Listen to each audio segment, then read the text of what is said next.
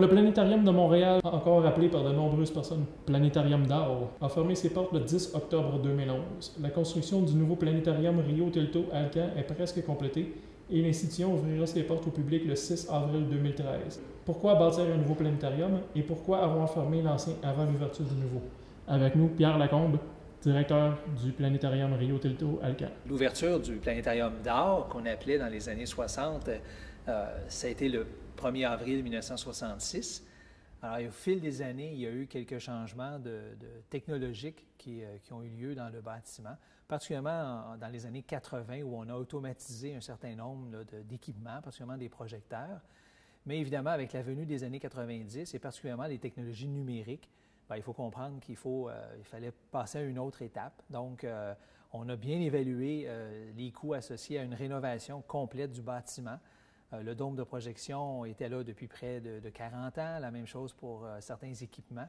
Donc, il fallait vraiment regarder tout cela. Et aussi notre planétaire, qui n'était pas jeune, lui aussi avait une quarantaine d'années.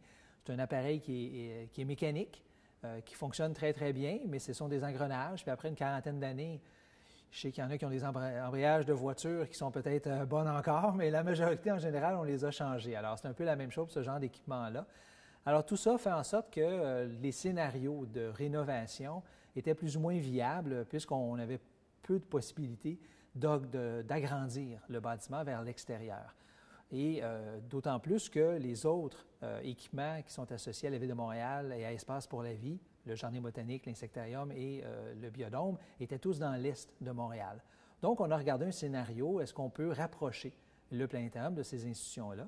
Et ça a super bien fonctionné et c'était extrêmement viable. Il y avait vraiment quelque chose d'intéressant à faire ça pour créer une synergie absolument fantastique avec les autres institutions et plus particulièrement avec le Biodôme. Alors, c'est le choix qui a été fait autour des années, je vous dirais, 2000. Et peu à peu, bien, il fallait trouver des bailleurs de fonds, etc., pour que la construction se débute le plus rapidement possible. Et c'est vraiment grâce à Alcan qui, dans le fond, on a pu convaincre ensuite. Oui, la Ville était déjà convaincue, mais le fait d'avoir un partenaire privé, c'est encore très intéressant.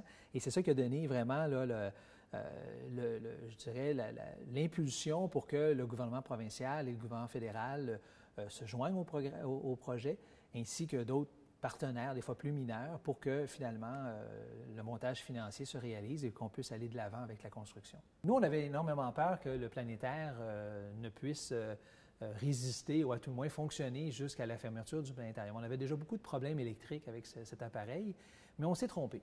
Les équipements qui nous ont causé le plus de difficultés, c'était nos projecteurs à diapositives, dans la mesure où ces projecteurs-là n'existaient plus sur le marché, ils avaient été carrément discontinués.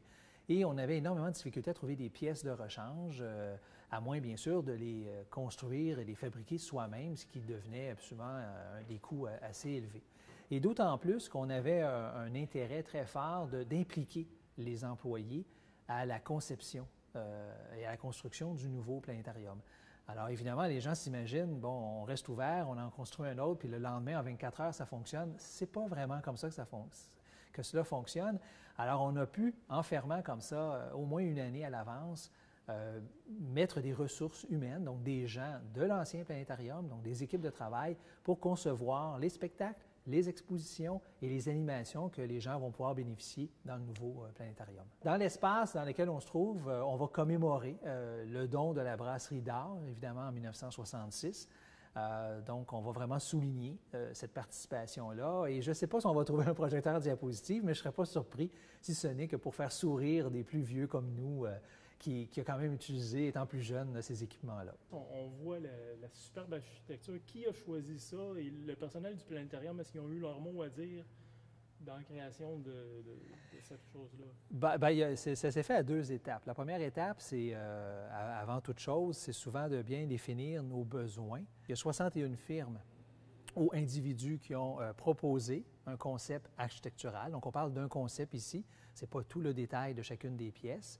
Et par la suite, il y a 5 finalistes. Donc, on a passé une deuxième étape. Alors, le jury, parmi les 5 finalistes, a choisi Jean-François Julien de la firme Cardin, Ramirez et Julien comme l'architecte qui a gagné, si on veut, ce concours d'architecture-là. Il n'était pas le seul, il était accompagné quand même d'une autre firme, Edifica, une autre firme d'architectes qui était en partenariat avec lui, et aussi des firmes d'ingénieurs. Évidemment, nous, on peut intervenir à partir du moment où le choix est fait de l'architecte gagnant. Le client, donc le planétarium, que ce soit moi ou d'autres personnes dans le projet, peuvent suggérer des changements. On peut même des fois déplacer des pièces, c'est arrivé, parce que nos besoins ont changé. Plus on est impliqué avec lui dans ce processus-là, plus le bâtiment va répondre à nos besoins à nous. Donc, on va pouvoir se déplacer, visiter le bâtiment en disant, OK, on va faire telle chose à tel endroit, telle chose à un autre. Et puis tout ça va avoir une certaine logique parce qu'on va y avoir réfléchi.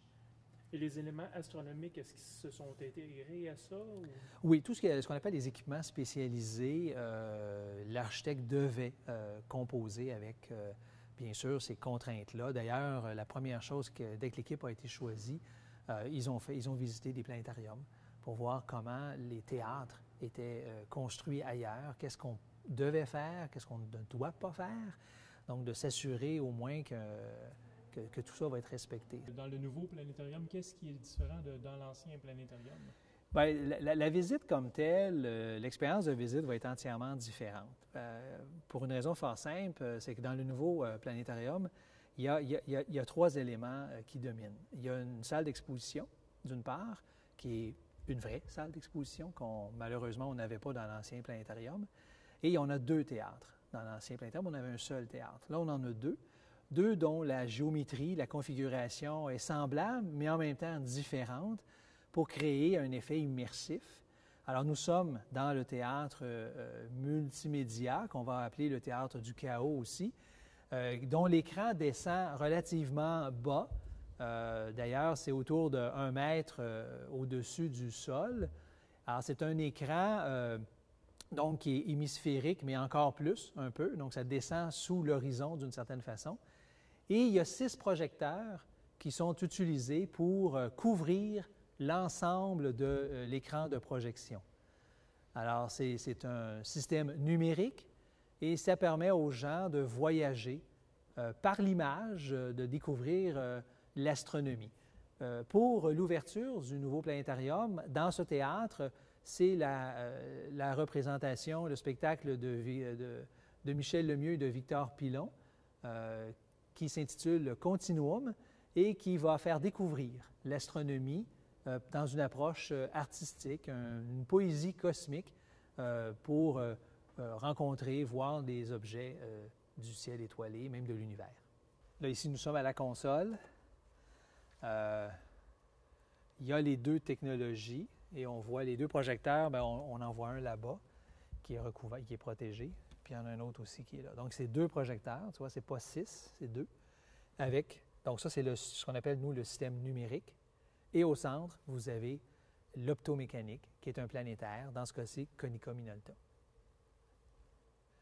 Alors, on peut utiliser l'un ou l'autre des systèmes ou les deux ensemble. Et puis, par rapport à l'ancien planétarium, est-ce qu'il y a plus de place, moins de place? Alors, il y a moins de place. C'est un théâtre. En fait, les deux théâtres ont 18 mètres de diamètre. À l'ancien planétarium, c'était 20 mètres de diamètre. Et dans celui-ci, à 18 mètres, on a 196 places assises. C'est dangereux de comparer avec l'ancien parce que si je construisais aujourd'hui un 20 mètres, je n'aurais pas le même nombre de places que celui construit en 66. Parce qu'aujourd'hui, les normes pour une personne sont différentes qu'autrefois. Donc, même si je faisais un 20 mètres, je n'arriverais pas à 385 comme autrefois, je n'arriverais peut-être même pas à 300. Donc, il faut faire bien attention. Les critères en termes de sécurité et en termes de largeur de banc sont différents que dans les années 60. Les bancs sont quand même très différents de l'ancien planétarium. Les gens vont remarquer qu'ils montent plus haut, qu'il y a 2 inclinaisons différentes. Donc, ceux qui sont en avant sont beaucoup plus inclinés que ceux qui sont en arrière. Donc, ce n'est pas la même inclinaison partout dans le théâtre.